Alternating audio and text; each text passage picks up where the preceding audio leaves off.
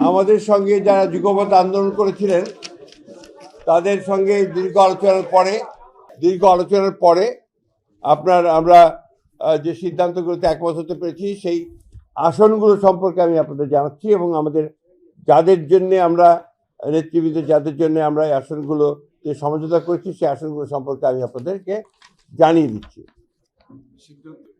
তো আমাদের সিদ্ধান্ত হয়েছে সেই সম্পর্কে আমি জানিয়ে দিচ্ছি। ইতিমধ্যে আপনারা আমাদের যিনি যোগ দিলেন এলডিপি থেকে, ডক্টর রিদওয়ান আহমেদ এলডিপি থেকে যোগ দিলেন, আমার বিএনপিতে যোগ দিয়েছেন, তার জন্য আমরা কুমিল্লা ৭ এই আসনটি আমরা এটা তাকে দেওয়া হচ্ছে। পিরোজপুর ১-এ মোস্তফা জামাল হায়দার, চেয়ারম্যান জাতীয় পার্টি।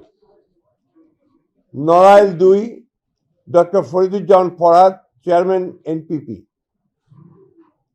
যশোর ৫ মুফতি রশিদ বিন ওয়াক্কাস, ইসলামী ঐক্য জোট। ঝিনাইদহ ৪ মোহাম্মদ রাশেদ খান, গণ অধিকার। ববি হাজ্জাজ এনডিএম, তিনি বিএনপিতে যোগ দেবেন এবং সেটা ঢাকা ১৩।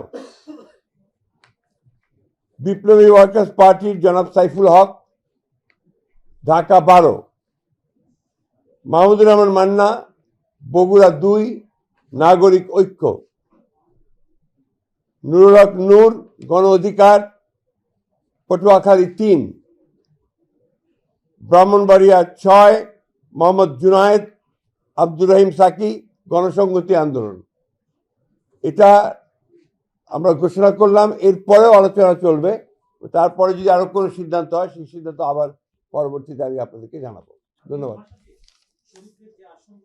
আর যারা যোগ দিয়েছেন তারা বিএনপির প্রতীকে ধানের শীষে করবেন, তারা তাদের প্রতীক নিয়ে নির্বাচন করে সিদ্ধান্ত নিয়েছেন। সেখানে আমাদের কোনো প্রার্থী থাকবে না।